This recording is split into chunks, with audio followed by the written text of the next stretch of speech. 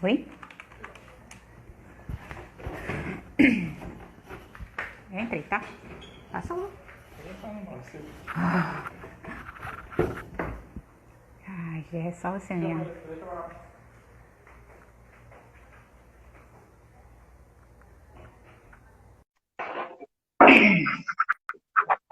Olá, pessoal, sejam todos bem-vindos. Obrigada pela presença. Hoje nós vamos ter... Olá, Dona Vilma. Olá. A Dona Vilma aqui com a gente, que é fisioterapeuta, professora e presidente da Associação Parkinson Carioca. E hoje a gente está fazendo essa live exclusivamente por causa do dia da conscientização do Parkinson.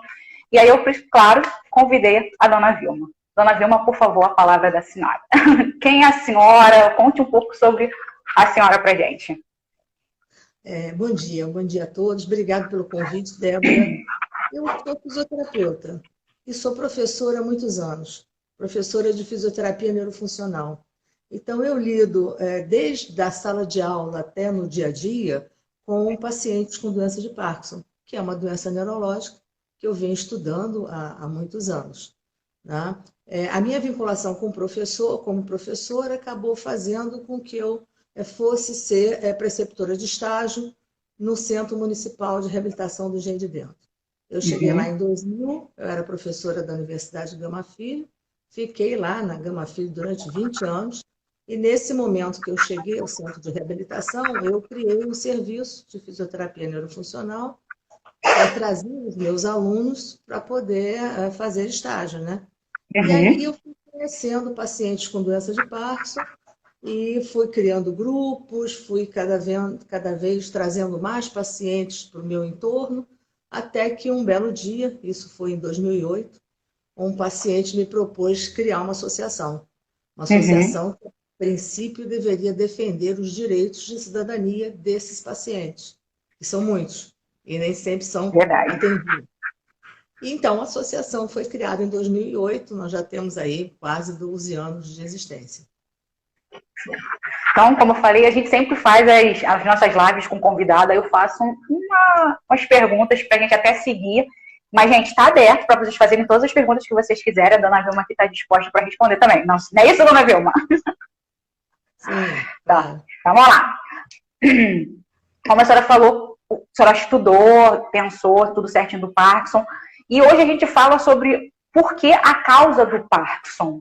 Porque assim, a gente entendeu que a senhora foi porque um paciente chegou e perguntou: eu quero participar, vamos criar uma associação referente ao direito do Parkinson. Mas por que o Parkinson? Porque a gente tem tantas outras deficiências, a gente tem tantas outras doenças, mas por que a senhora focou no Parkinson? O paciente de Parkinson, com doença de Parkinson, ele pode se beneficiar muito da fisioterapia. Então, tudo começou por conta da minha vinculação com a fisioterapia e por eu entender que podia trazer muitos benefícios com o tratamento que eu ofereço para essa população. Não só em relação à qualidade de vida, né? Mas você sabe que a doença de Parkinson é uma doença que não tem cura ainda conhecida, mas as atividades de fisioterapia podem garantir uma qualidade de vida, a gente vai acompanhando o desenvolvimento da doença e vai dando, então, mais, ou garantindo mais funcionalidade às pessoas. Foi isso que me atraiu inicialmente para tratar essa população, foi a necessidade que essa população tem, né, de procedimentos de fisioterapia. Então, deixa eu só falar para vocês, gente, eu trabalho com a APC, Associação Parkinson Carioca, e eu vi várias coisas diferentes, e até mesmo por a gente ler e identificar que Parkinson é uma doença para pessoas idosas. E, na minha realidade, com essas pessoas, dentro da própria associação, eu vi que não é essa a realidade. Eu vi pessoas jovens também. Por que isso acontece? É por causa da nossa alimentação? É por causa do nosso estresse do dia a dia? É por causa da falta de exercício? O porquê que pessoas jovens, vamos dizer assim, 30, 40 anos, entre 30 e 45 anos também tem Parkinson? Já que a gente vê uma grande quantidade, até mesmo as pessoas que estão mais centradas em ter o Parkinson são idosas. Mas eu também vi que tem pessoas jovens. Por que isso acontece? Em geral, o Parkinson tem uma incidência maior a partir de 55 anos. Então, pega uma população realmente entrando na terceira idade. Mas nós temos exceções, não muitas, nós temos. Inclusive, na PC, nós temos pacientes com 35, 40, 50 anos de idade, já com a doença. Não se sabe muito sobre isso. Aliás, não se sabe, né, exatamente sobre o que promove a doença de Parkinson. Nós conhecemos o mecanismo fisiológico dela.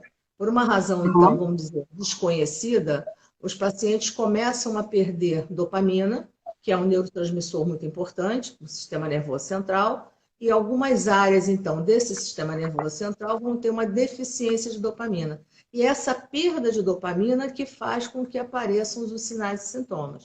Exatamente por que indivíduos perdem dopamina é a grande pergunta que a ciência faz e estuda durante o tempo todo, até os dias atuais, e não encontramos ainda uma resposta para isso. Nós sabemos que um pequeno percentual de casos são familiares.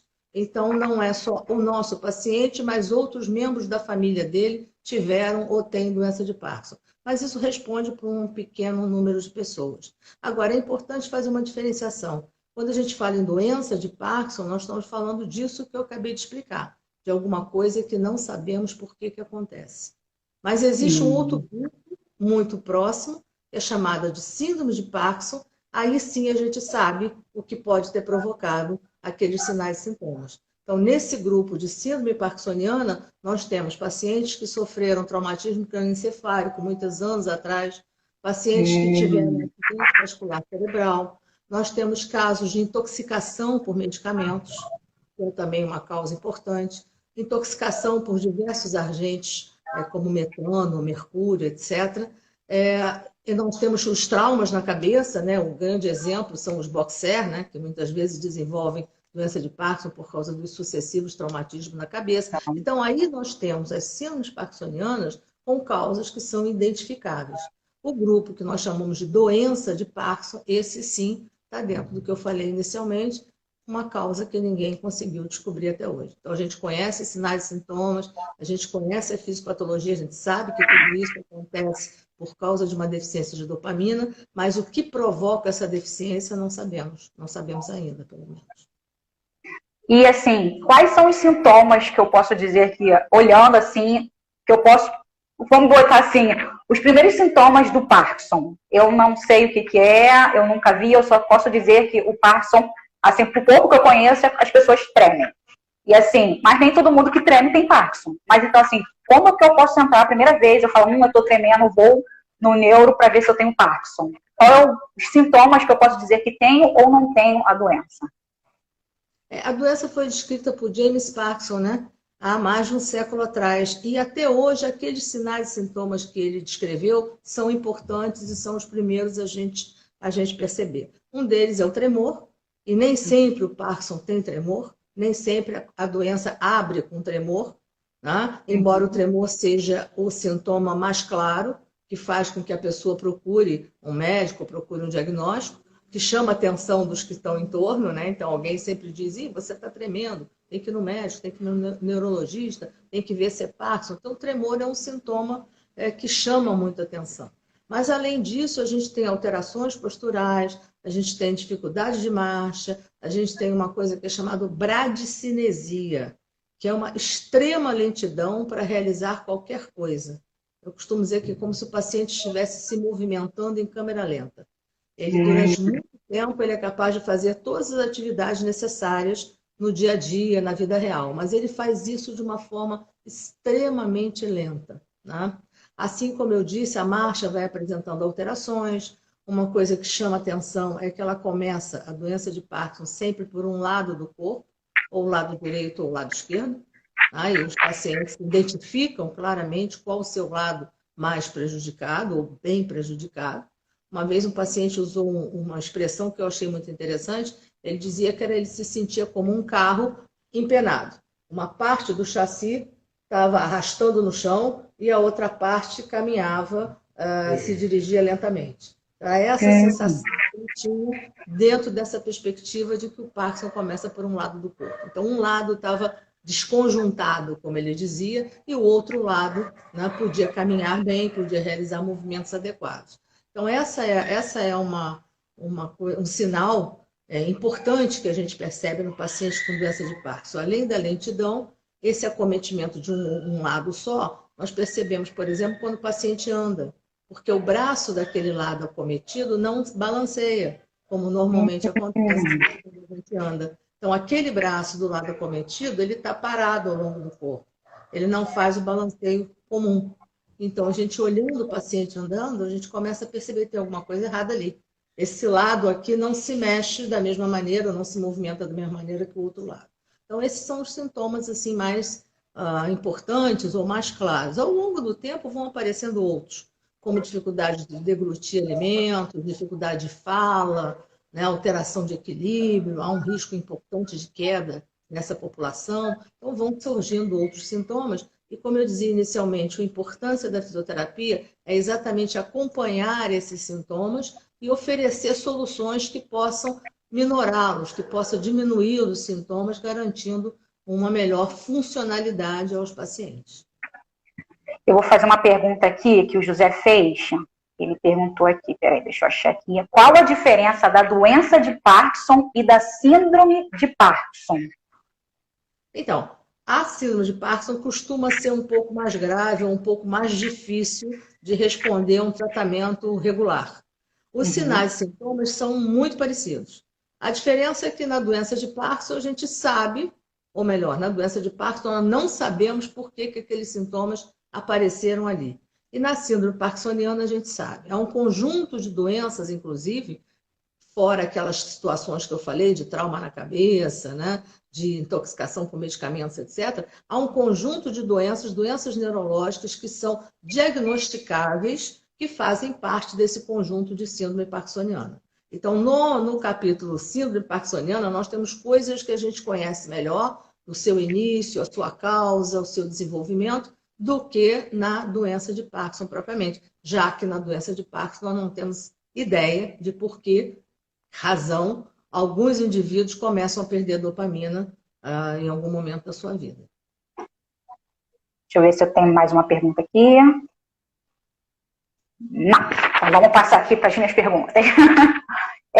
Existe alguma doença que é similar à doença de Parkinson? Similar à doença de Parkinson, propriamente não. Você tem tremor, por exemplo, em outras doenças. Então, é até importante esclarecer isso. Nem todo mundo que treme é necessariamente doença de Parkinson. Por isso, se o indivíduo começa a apresentar tremor na mão, ele tem que buscar um diagnóstico. Pode ser o tremor essencial, pode ser alguma outra razão que não necessariamente é doença de Parkinson. Então, o diagnóstico da doença de Parkinson hoje é um diagnóstico clínico. Pacientes não têm acesso a grandes exames ou exames sofisticados, que até existem, para fazer esse diagnóstico. Então, o diagnóstico é feito pelo neurologista, ele procura aqueles sinais e sintomas comuns da doença, e a partir do momento em que encontra esses sinais e sintomas, ele faz o diagnóstico de doença de Parkinson. Muitas vezes, quando ele está na dúvida sobre isso, ele usa uma coisa que a gente chama teste da levodopa. Ele dá medicamentos à base de levodopa para o paciente durante um mês e observa a reação. Quando o paciente volta assim, olha, fiquei bom, não tem mais nada, está tudo ótimo, ele fecha o diagnóstico de que era doença de Parkinson, sim, porque a resposta à dopamina sintética, então levodopa é um medicamento à base de dopamina sintética, essa resposta foi muito boa. Então, aqui eu já estou falando que a principal linha de tratamento da doença de Parkinson é dar ao sujeito dopamina sintética. Então, ele perde dopamina, ele toma medicamentos à base de dopamina sintética. Existem vários outros medicamentos também, mas eu acho que o carro-chefe é a dopamina sintética. Então, como eu disse, o diagnóstico é clínico e, na dúvida, faz-se o teste da dopamina para garantir se é mesmo a doença de Parkinson. A partir daí, ele começa a ser seguido do ponto de vista clínico pelo neurologista, e são medicamentos muito importantes. Fazer a interação desses medicamentos, eu costumo dizer que é uma arte, precisa ter um neurologista experiente que possa somar os medicamentos a favor do paciente, até porque muitos têm efeitos colaterais importantes, né? Então, eu preciso entender, somar, saber quando tirar, quando colocar, quando aumentar, quando diminuir um determinado medicamento, para que o resultado seja o melhor possível no paciente. Ok. Só está chegando pergunta aqui, dona Vilma, para a senhora. A gente está aqui com a Shirley. A Shirley perguntou sobre a cirurgia e quando que é necessário. Olha, a cirurgia tem uma indicação específica. Ela é principalmente para o tremor.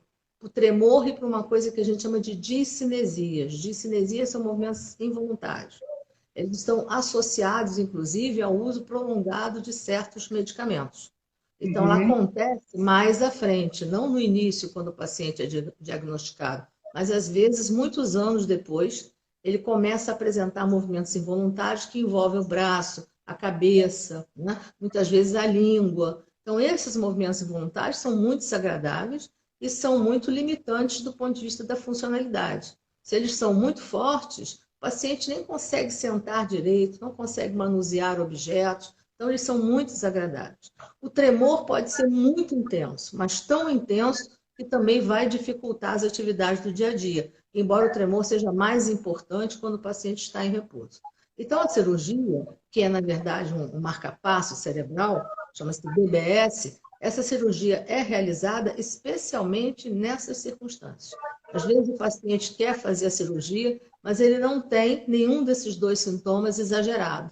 Então, ele não é um candidato à cirurgia. Eu costumo dizer que a cirurgia não resolve qualquer problema. Ela é especificamente ou mais dirigida para esses dois problemas, que é o tremor e a discinesia.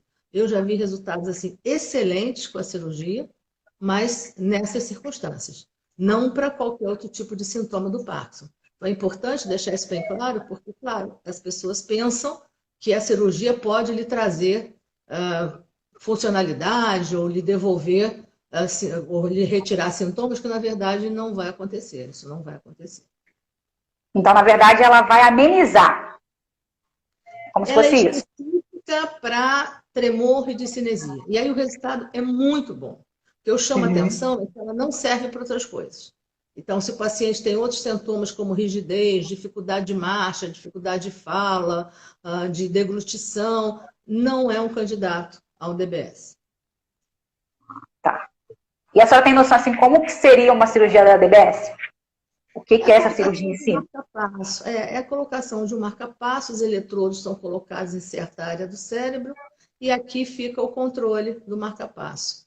O neurocirurgião, ele aciona esse controle, que na verdade ele vai disparar cargas elétricas no cérebro, com um equipamento do lado de fora, externo ao paciente. Vamos pensar que seria como um controle remoto, e ele ali vai dosando, né, a estimulação elétrica que está sendo feita na área do cérebro.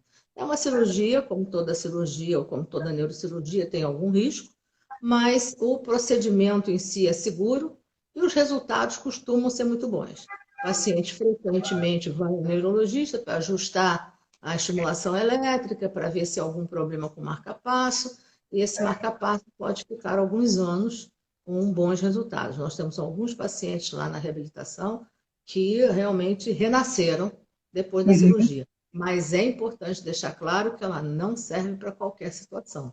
Por isso, consultar o neurocirurgião, ver se você tem ou não indicação para cirurgia, é fundamental.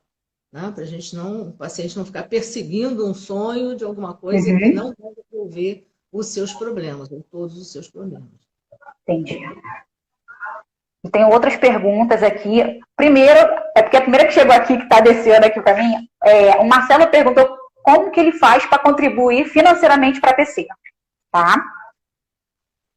Isso, tem muitas formas. A gente tem o financiamento coletivo, que eu posso passar depois para você, e você dar de volta, né, oferecer isso para os nossos participantes.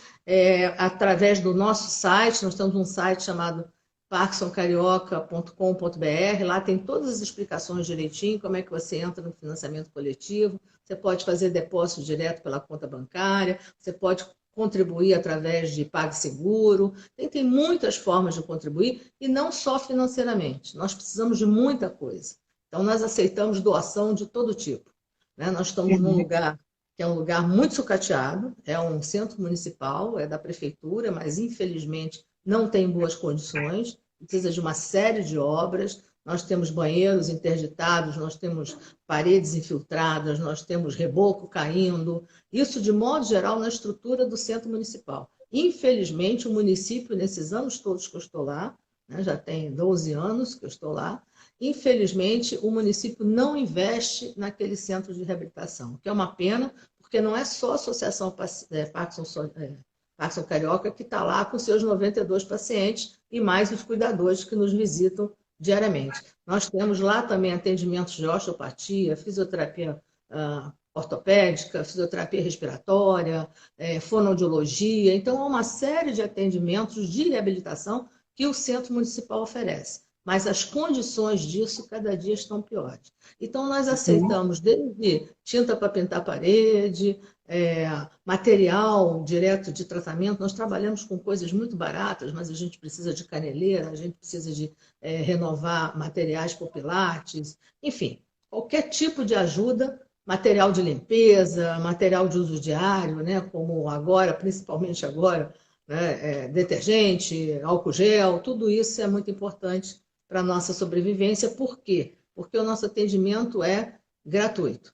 Nós não cobramos nenhum dos nossos pacientes. Alguns podem oferecer algum tipo de ajuda e oferecem, mas apenas aqueles que podem e que querem. Nós temos uma população carente, que é do entorno, que é da região, né? Nós estamos localizados no Engenho de Dentro, e algumas pessoas não podem realmente contribuir para o tratamento. Essa contribuição serve exclusivamente para a manutenção do próprio espaço, para a renovação do material, né? É para isso que a gente precisa efetivamente de ajuda. Mas parkinsoncarioca.com.br, a gente está no Face também, tem lá todas as indicações de como contribuir. Então, vamos continuar, porque eu fui logo nessa pergunta que me perguntaram. A dona Úrsula aqui, ela perguntou como preservar a qualidade de vida da pessoa com Parkinson. O paciente com Parkinson precisa de muitos atendimentos.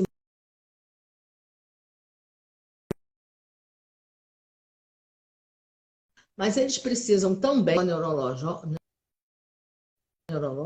fisioterapêutico. Nós lá no Centro de Reabilitação, lá na Associação Parkinson Carioca, a gente oferece algumas práticas integrativas complementares, como massagem de som Peter Hess, né, como Reiki, e oferecemos essas duas porque nós temos voluntários, né, que estão lá conosco, doando seu conhecimento através da aplicação dessas técnicas, mas aceitaríamos outras também, porque são técnicas que levam a relaxamento, a autoconhecimento dos pacientes com doença de Parkinson, são importantes para os cuidadores também, que em geral têm níveis de estresse muito elevado, pela própria dificuldade do cuidado, né? Uma das coisas que a gente percebe é que a maioria dos cuidadores são familiares, são membros da família, e cuidadores de pacientes com doença crônica, e eles muitas vezes são idosos também. Então, essas práticas também podem ajudar os pacientes ou os cuidadores, como eu disse. Além disso, nós temos fonoaudiologia, que é muito importante para as questões de disfagia, ou seja, engasgo, que é comum nos pacientes com doença de Parkinson, para as alterações da fala, que também são frequentes, são comuns. Nós temos parceria para um atendimento psicológico, que é feito na Universidade Celso Lisboa, que é muito perto de nós.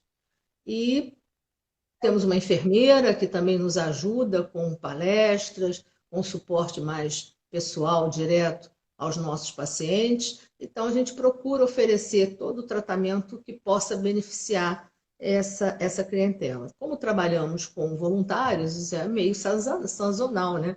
Eu tenho muitos estagiários, então, quando tem estagiário, a gente pode oferecer mais serviços. Quando tem menos estagiários, a gente fica com dificuldade, meio que correndo para lá e para cá, mas a gente tenta dar um jeito na situação. De fisioterapia, a gente oferece muitas coisas. A gente tem fisioterapia em grupo, tem fisioterapia individual, tem pilates, tem grupo de tratamento específico para a mão. Nós trabalhamos com jogos em realidade virtual, que é o Xbox, né? São exercícios feitos através de jogos. Então, tem várias linhas de tratamento também em relação à fisioterapia. E temos a dança. Temos 2 professoras de dança fantásticas. É uma grande aquisição da pessoa. Fico muito feliz com o trabalho delas duas, porque nós temos grupos de dança em que pacientes e cuidadores podem participar. Então, a professora Heloísa, a professora Anete, nos ajudam há anos já com esses grupos. De vez em quando a gente faz uma apresentação no Natal, nas festas, né? De forma que o grupo está lá, está aberto para quem quiser participar, entrar em contato com a gente. A massagem de som de Peter Hess, eu não vou saber explicar muito bem, mas é um som produzido por umas taças e tem o objetivo de um relaxamento corporal generalizado, né? E os pacientes costumam gostar muito dessa prática. Eles saem de lá realmente relaxados, mais tranquilos, assim como o reiki, né? Que através da imposição de mãos também leva um relaxamento, um autoconhecimento. Então, são técnicas todas que estão ali para ajudar as pessoas com Uhum. doença de Parkinson e também chegando aos cuidadores. Ok, perfeito. Estou vendo que então a PC realmente tem trabalhos bem direcionados e realmente para dar uma qualidade de vida muito boa para as pessoas com doença de Parkinson. Muito interessante. Aqui o Elias perguntou se treinar ritmo com o Parkinson é interessante. É super interessante. Inclusive, a gente até publicou um artigo há 1 ano, 2 anos atrás, exatamente usando pistas rítmicas para melhoria da marcha. Então, é uma técnica muito simples que chegou a mim através de uma professora americana que já usava isso com os pacientes, e eu entrei em contato com ela, ela me passou o protocolo e a gente começou a fazer. Uma música com ritmo, esse ritmo ele tem 60, 90 e 120 batidas por minuto. O paciente Uhum. usa um aparelhinho, um celular, coloca um fone de ouvido em um único ouvido e ele vai caminhar no ritmo daquela música. Como ela muda de 60 para 80, de 80 para 120, volta para 60, ele vai mudando o ritmo da caminhada durante o momento em que ele caminha. Ele faz isso por pelo menos 30, 40 minutos e as evidências mostram que a qualidade da marcha melhora bastante depois de uma série de tratamentos desse tipo. É claro que Uhum. não é uma solução definitiva. O paciente precisa manter-se caminhando ao menos 3 vezes por semana, durante no mínimo 30 minutos, para garantir aquela qualidade que ele alcançou com o tratamento inicial. Então, não é nada que vai resolver para sempre o problema do Parkinson, é paliativo, mas pode melhorar muito a qualidade da marcha, o comprimento do passo, né, e vários outros parâmetros da marcha. Aqui eu tenho uma pergunta do José, ele perguntou assim, existe alguma coisa que é preventiva que se pode fazer para prevenir ou adiar a doença?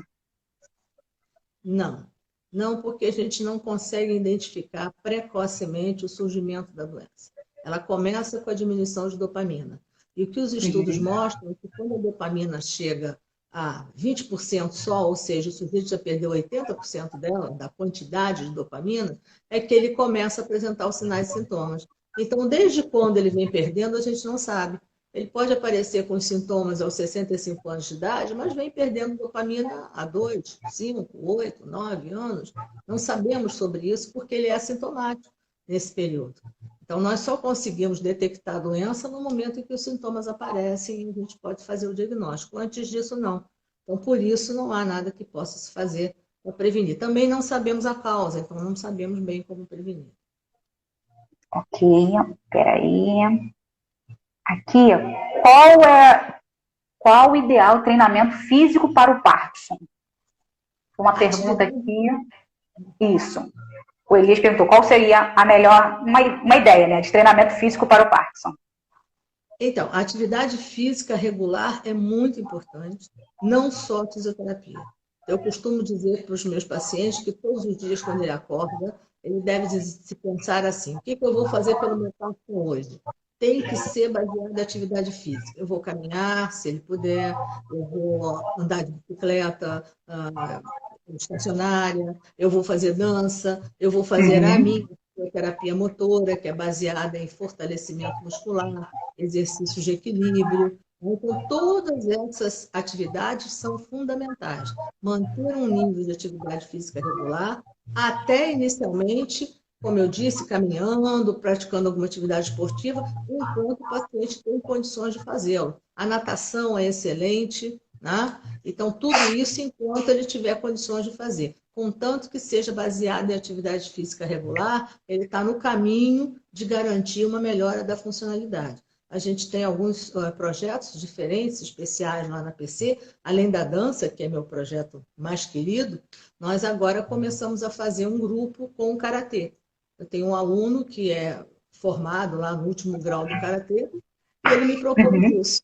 Claro que não é com contato pessoal, não é com nada que possa machucar o paciente, mas são exercícios, que eu não sei exatamente como é que é, não sei reproduzir, mas são exercícios de pé e sentados que vão trabalhar a força muscular, vão trabalhar equilíbrio, né? São exercícios que desafiam, inclusive, o sujeito nesse sentido, e é uma atividade física também que pode beneficiar pacientes com doença de Parkinson. Então, só para dar um exemplo, que são vários níveis de atividade física que deve estar de acordo com as atuais capacidades do paciente. Como é uma doença que evolui, numa fase inicial, eu tenho pacientes que dirigem, trabalham, praticam atividades físicas, outras até em academia, etc. E à medida que a doença vai avançando, a gente vai tendo mais limitações para essas atividades, mas vão surgindo outras.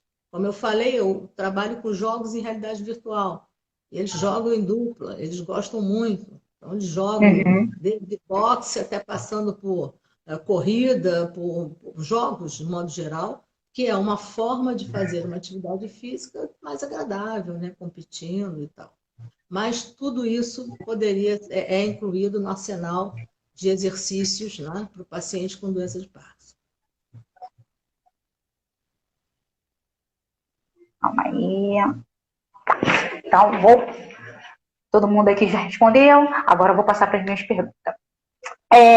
Uma das coisas que eu fico vendo na internet, né, a gente vê muita coisa na internet, foi em relação ao canabidiol. O que a senhora tem a falar sobre esse assunto, esse estudo que está tendo? Não há muitos estudos sobre o efeito do canabidiol na doença de Parkinson.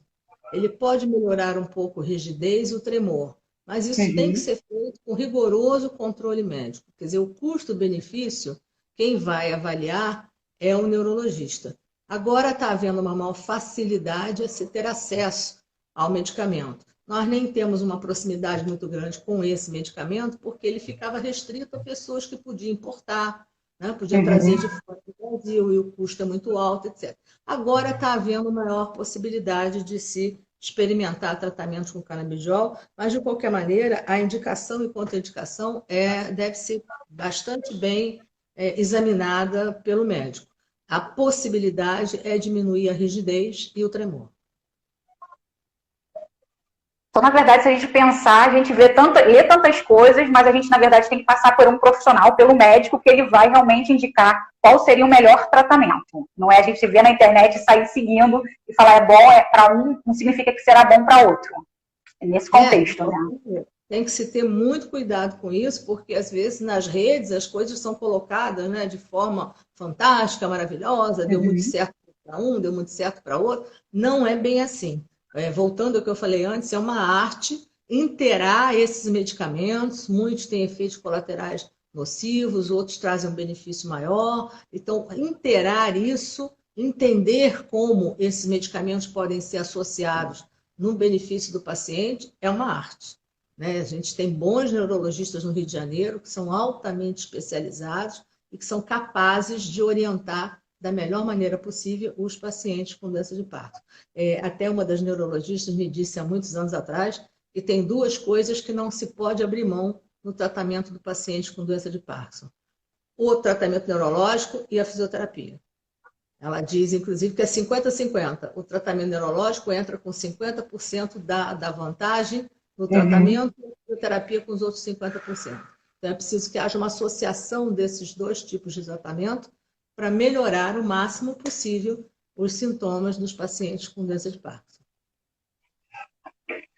Ok, vamos lá. A senhora falou sobre a Associação Parkinson perfeitamente. A gente viu que tem várias atividades direcionadas não só à fisioterapia, né, mas também outras atividades mais, vamos dizer assim, sensoriais, né, que é o reiki, que é a massagem de som. Mas uma coisa que hoje eu estou assim, é bem interessante, mas ao mesmo tempo é bem triste em relação às organizações da sociedade civil em relação a esse momento de pandemia. Como está a situação hoje da APC em relação a isso? A APC, infelizmente, está desativada nesse momento. Quando a pandemia chegou ao Rio de Janeiro, nós achamos por bem fechar a APC, porque nós trabalhamos com pessoas idosas que vêm de vários bairros do subúrbio do Rio de Janeiro. Não era adequado que essas pessoas saíssem de casa, e fossem para um ambiente onde tivessem outros idosos, e jovens também, porque são estagiários, são pessoas que estão trabalhando, né, como voluntários na ONG, esse contato não seria adequado. Inclusive, como se sabe, não é recomendado pelas autoridades de saúde. Então, infelizmente, tivemos que manter a APC desativada até que tudo isso passe. Nós temos contatos com nossos pacientes pelo Face, pelos grupos de WhatsApp, mandamos notícias deles, eles mandam notícias para a gente, mas é o máximo que a gente consegue fazer nesse momento. Queria até aproveitar para reforçar a necessidade dos idosos ficarem em casa, não saírem a não ser que sejam em situações excepcionais. Nós temos, felizmente, no Rio de Janeiro, uma lei estadual que garante que as receitas possam ser usadas por 3 meses. A Rio Farm também está fornecendo remédios por 3 meses, exatamente para que o idoso não tenha que ir todo mês no médico pegar a receita. Ele só deve ir ao médico se for extremamente necessário. E vai repetindo aquelas receitas que ele vem tomando, comprando na farmácia, sem necessidade de voltar ao neurologista. Lá no centro de reabilitação, a médica que atende boa parte dos nossos pacientes está lá. Ela está lá para trocar uma receita, para fazer um atendimento que seja extremamente necessário, mas ela pede a todos que não vá, que mande um parente mais jovem, mande um acompanhante mais jovem, mas que evitem sair na rua, só saiam por extrema necessidade. E aos cuidadores jovens, porque a gente sabe que a maior parte dos nossos pacientes vivem com filhos, né, sobrinhos, enfim, com jovens, precisam de cuidados, então tem familiares que estão envolvidos nesse cuidado. Então, os jovens, por favor, só saiam se for necessário. Se tiverem que realmente trabalhar ou se dirigir, obviamente, para coisas de extrema necessidade, como ir na farmácia, como ir no mercado, usem máscara, voltem para casa, retirem toda a roupa que estavam usando, sapatos do lado de fora, tomem banho, se higienizem. Usem máscaras caseiras. A gente sabe, está sendo dito toda hora na televisão, que as máscaras caseiras funcionam perfeitamente bem. A criatividade das nossas costureiras, né, na cidade do Rio de Janeiro é fantástica. Eu, assim, rapidamente, dentro de casa, já soube de um monte de gente que está fazendo máscara por aí. Né? Então, vou até mostrar uma delas que eu comprei, que é essa aqui, ó. É uma máscara de pano, é uma máscara lavável, que pode ser colocada sem problemas no rosto, e sair uma vez com essa máscara, aquele cuidado essencial. Coloca a máscara, ajusta ela direitinho, saiu na rua, não mexe mais na máscara. A gente vê as pessoas na rua, ela com a máscara, ela coça o nariz, aí puxa a máscara aqui, puxa para lá, puxa para cá. Não é adequado. Porque você usa a máscara para proteger o seu rosto e para proteger as pessoas que estão no seu entorno. No caso dos jovens, principalmente, porque eles podem ter coronavírus, estarem transmitindo a doença e nem sabem que estão, porque não tem sintoma nenhum. Então, eles usam a máscara para não correr o risco de contaminar pessoas que estão no entorno dele. E não colocar a mão na máscara. Botou a máscara, ficou. Quando chegar em casa, ó, tira ela por aqui, bota num baldezinho para lavar, lava com um pouco de sabão em pó, esfrega com sabão, bota para secar, e quando sair, usa de novo a mesma máscara. E o que a gente está falando sempre, né? Só sair se for realmente necessário. A curva está subindo, nós já chegamos a uma quantidade importante de casos. A perspectiva é que nas próximas 2 semanas isso fique ainda pior. Né? Nós temos uma fragilidade muito grande dos locais de saúde aqui do Rio de Janeiro. Né? A gente sabe que falta equipamento, falta máscara, falta respirador. Nós só vamos conseguir ter isso em mais 2, 3 meses, porque é agora que está se fabricando, que está se comprando. Então, nesse momento, não tem. Então, nesse momento, o que a gente faz? Não sai de casa, sob hipótese alguma. E evite de todo jeito ir a médico, e evitem ao máximo. Só saiam de casa para ir no médico se for muito necessário. Se for paciente com doença de Parkinson por conta da receita, vai repetindo a receita até tudo isso passar. E tomara que passe logo, né? Para a gente se reencontrar novamente. Deixa eu só fazer uma outra pergunta em relação a... Já que as pessoas estão em casa, os pacientes estão em casa, eu poderia fazer um exercício leve para que a gente... Porque a gente está em casa, né? Aquela coisa. A pessoa normalmente está vendo televisão, está sentada ou está deitada, e aí a gente, vamos dizer assim, que o estar parado acaba aumentando um pouquinho essa nossa fragilidade, acaba aumentando essa nossa rigidez. Qual exercício que eu poderia estar fazendo, ou atividade, para estar ali fazendo a manutenção, vamos dizer assim, dessa pessoa ali com Parkinson? Eu até coloquei lá no nosso site, no Face também apareceu, alguns exercícios que são os exercícios que normalmente a gente faz nos grupos.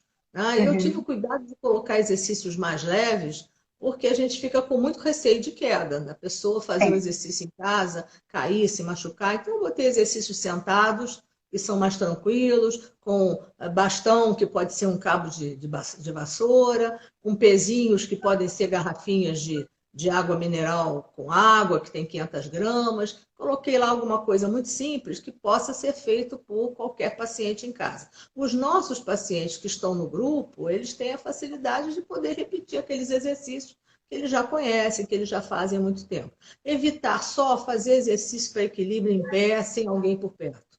Né? Porque a gente fica com receio da pessoa cair. Então, quer fazer exercício de pé? Alguns daqueles exercícios nossos do grupo, que são exercícios de circuito, que a pessoa sobe escada, passa por cones, etc. Para fazer em casa, faça com alguém ao lado. Quer subir e descer uma escada? Faça com alguém ao lado, para que não haja risco de queda. Muito bom. Então, dona Vilma, eu quero só que a senhora fale mais, dê uma palavra para as pessoas em relação a esse dia de hoje, que a gente está fazendo essa live exclusivamente pela conscientização. Na verdade, é um dia mundial, né, para conscientização sobre a doença de Parkinson. É um dia em que a gente deve explicar para as pessoas, para o público geral, o que é a doença de Parkinson, quais são os sinais e sintomas, até para esclarecer aqueles que, porventura, tenham esses sinais e sintomas, indicar o que fazer nessas ocasiões e discutir também algumas das dificuldades que os pacientes passam do ponto de vista de direito de cidadania, quero dizer, provavelmente em vários países do mundo, mas especialmente no Brasil. A APC também tem lutado por isso. Então, nós temos feito gestões junto a órgãos públicos, nós temos agora um projeto de lei na Câmara dos Vereadores para isenção do PTU em pacientes com doenças graves, inclusive com Parkinson. Nós temos vários contatos parlamentares buscando legislação que ajude, que proteja a pessoa com doença de Parkinson. Nós temos um problema, há pouco tempo foi sério, porque a medicação gratuita era para indivíduos acima de 60 anos, mas pacientes com menos de 60 anos, como nós vimos, também têm doença de Parkinson, então eles também teriam direito à medicação gratuita. Isso finalmente já foi pacificado, né? Mas são problemas dessa natureza que a gente defende, que precisam ter soluções, enfim. Uma outra questão importante é que o paciente, quando entra em benefício, né, pela Previdência Social ou aposentadoria pela Previdência Social por tempo de serviço e venha desenvolver Parkinson mais tarde, ele perde o direito a um auxílio de 25%. Deixa eu explicar melhor. Se o indivíduo se aposenta por invalidez e ele tem doença de Parkinson e ficar provado que ele precisa de um cuidador, ele tem um acréscimo de 25% no benefício dele.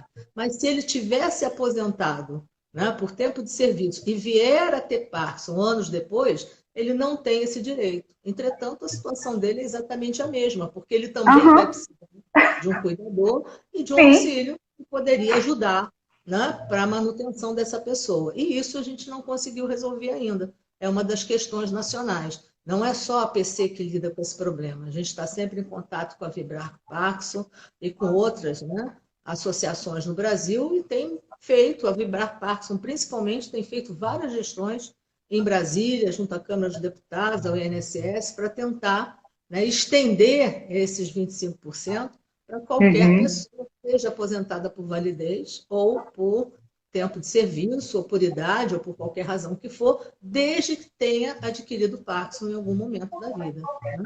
Então, é só um exemplo de situações em que a gente precisa resolver. Outro grave problema é o acesso ao remédio gratuito. nem sempre ele se dá. Então, nós temos problemas sérios na Rio Farms. Há momentos em que o paciente fica um mês e meio sem medicação, porque há troca de compra, há problemas burocráticos, enfim, e o paciente passa a ficar sem a medicação, que é vital para ele. E é uma medicação muito cara, de modo geral, Uhum. muito cara. Se a gente levar em consideração que essa pessoa ainda tem outras comorbidades, como diabetes, hipertensão, etc., e mais a medicação de Mas a passo, medicação. o paciente de baixa renda não tem condições de adquirir esses remédios. Ele precisa que o Estado garanta a cessão desses remédios para ele. Então, a Rio Farms, como eu falei, tem problemas, as farmácias do município também. Tem épocas que ficamos um mês, 2 meses sem o Prolopa, que é o remédio mais comum, mais Comum, utilizado, né? né? Então, a gente também faz denúncias nesse sentido, a gente faz denúncias na mídia, a gente já entrou no Ministério Público, a gente está permanentemente encaminhando ações nesse sentido toda vez que a medicação desaparece da rede, né, de alguma forma. Então as perguntas continuam chegando. Aqui, deixa eu ver aqui que eu passei direto. A Ruth Maria, ela perguntou assim: coloquei o DBS há pouco tempo. Posso fazer exercício? Ruth, eu acho melhor você conversar com o seu cirurgião, porque tem muito pouco tempo. Eu lhe conheço e eu sei que tem muito pouco tempo. Você teve aula agora, teve alta agora bem recentemente, você está em casa. Nós não estamos podendo chegar perto de você para te ajudar, para fazer alguma coisa mais supervisionada. Eu diria que nesse momento você teria que fazer uma fisioterapia individual, cuidadosa, supervisionada. E, infelizmente, nós não estamos podendo ter esse contato com você nesse momento. Conversa com o seu cirurgião, eu sei que você fez a cirurgia agora, não tem nem um mês, né? E ver o que será que você pode fazer em casa que seja mais leve. Talvez exercícios respiratórios, uma mobilização bem suave de membros superiores, mas eu preferia que isso fosse feito através de fisioterapia individual, com o fisioterapeuta te acompanhando. Infelizmente, nesse momento, a gente não vai poder fazer esse tipo de coisa. Mas a Ruth, só para lembrar, é uma paciente que tinha todas as indicações para o DBS. Então, eu espero, sinceramente, que ela esteja muito bem em relação ao que ela estava antes da cirurgia. Ela era uma das pacientes que tinha uma discinesia muito forte, movimentos involuntários o tempo todo, andando, sentando, fazendo exercícios. Então, claro que isso era muito incapacitante. Então, eu espero que ela tenha saído da cirurgia com tudo isso resolvido, tá? E vai, com certeza, ter melhor qualidade de vida daqui para frente. Muito bom. Dona Vilma, eu quero que a senhora deixe um telefone de contato e um e-mail para que as pessoas. Mas a gente também depois vai botar aqui. E deixa eu só avisar que esse vídeo vai ser disponibilizado sim no Facebook, no Instagram, no YouTube. Ele vai estar liberado a partir de hoje em todas as minhas redes.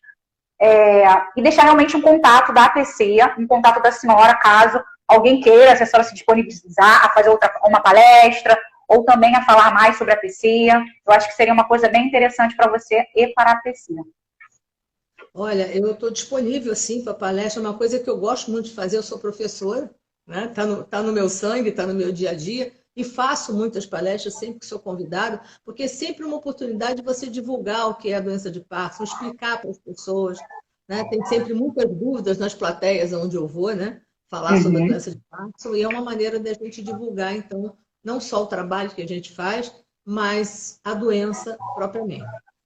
O nosso telefone é 991741824. Vou repetir, 991741824. O site é parkinsoncarioca.com.br. O nosso Face, Associação Parkinson Carioca, são os locais onde vocês podem mais rapidamente entrar em contato comigo. E também com toda a equipe. Sempre que alguém entra em contato comigo e quer saber de uma coisa mais específica sobre dança, sobre massagem de som, ou sobre reiki, também pode, sobre fono, a gente vai dirigindo para as outras pessoas da equipe que possa dar explicações mais claras, né, sobre o assunto. Então, estamos disponíveis, agradeço muito pela oportunidade, e sempre que me chamarem, eu vou, eu sempre vou. Pode me chamar que eu estou indo. Ah, que bom. Quero agradecer a presença da senhora. Muito obrigada por todas as pessoas estarem aqui. Como eu disse, vai estar disponibilizado. Como a doutora Vilma falou, a gente deixou um telefone da APC. A gente sempre vai falar aqui APC. Ah, mas uma coisa que eu achei muito interessante. Como eu disse, eu trabalho na APC. E o que eu adorei em relação a isso foi que vocês têm uma carteirinha que vocês dão para todos os pacientes. Isso foi massa. Assim, eu só vou acrescentar isso porque uma coisa que eu observei em relação até a minha falta de conhecimento, como eu disse, que o Parkinson para mim é só a pessoa treme, então a gente meio que identifica que a pessoa tem Parkinson. Mas uma coisa interessante da carteirinha é que vocês colocaram uma observação muito interessante, que diz que a pessoa não está com nenhum tipo de influência, né, de drogas ou álcool, mas sim que ela é uma pessoa com a doença de Parkinson. Então, é uma coisa que é interessante porque identifica. Se tiver uma alma caridosa e chegar e pegar essa pessoa na rua que passou mal, ela pode entregar o paciente, pode entregar o documento e falar, ó, eu tenho Parkinson. E tem ali os contatos de uma pessoa referente de emergência. Então, eu achei isso uma ideia muito legal. Estou colocando aqui que eu acho que todo mundo deve ter, qualquer tipo de paciente, qualquer tipo de doença, ter essa carteirinha identificando que a pessoa é uma pessoa com portadora de alguma doença, ou com algum tipo de deficiência, porque as pessoas acabam se identificando mais. Não simplesmente com uma carteira de identidade, mas uma carteira de identificação de uma doença ou de uma deficiência. Então, assim, eu quero dar parabéns, que isso foi uma ideia muito legal, adorei essa ideia, e toda vez que eu falo com os pacientes da PC, quando eu faço essa carteirinha, e falo desse ponto, as pessoas até falam, cara, isso é muito interessante, eu gosto muito disso, porque eu achei que é uma coisa que meio que conecta o paciente, conecta a APC e também identifica as pessoas com outros indivíduos. E uma coisa que eu notei quando eu fiz essa carteirinha, foi até um paciente que ele chegou e falou, nossa, eu estava andando, fui comprar pão, e a pessoa, quando me viu tremendo, falou, vovozinho se deu bem durante a manhã, já se divertiu pra caramba. Então, aquela falta de noção das pessoas. Não é porque você está tremendo, é porque você está bêbado, ou porque você está... vamos dizer, está com influência alguma droga, mas realmente porque você tem uma doença. Então, se acontecesse qualquer coisa com aquela pessoa ali naquele momento, se alguém chegasse perto e ia falar, tá bêbado. Mas se chegasse alguém ali perto e pegasse a carteira, ela ia identificar isso. Então, assim, isso eu achei uma ideia maravilhosa. Faça essa ideia mesmo, já copie essa ideia para outras pessoas levarem para suas instituições, porque isso foi uma ideia maravilhosa. Então, mais uma vez, eu quero agradecer a presença da senhora aqui na nossa live para conscientizar as pessoas em relação ao Dia Nacional da Pessoa com Parkinson. E todo mundo, que se quiser, pode entrar no site da Associação Parkinson Carioca. E também acho que tem os próprios artigos que a senhora falou sobre o ritmo, outras reportagens também na APC, não é certo? Elas podem encontrar lá também? Isso, tem sim. Eu não falei, é o nosso e-mail de contato. É contato@parkinsoncarioca.com.br. A partir do site, você também pode passar um e-mail diretamente para a gente. Então, se alguém tem alguma pergunta que demande uma resposta maior, etc., ou entra em contato por telefone, ou passa um e-mail para a gente, que a gente está respondendo. Show de bola. Então, muito obrigada, dona Vilma, e obrigada a todos que participaram da nossa live. Obrigada. Obrigada.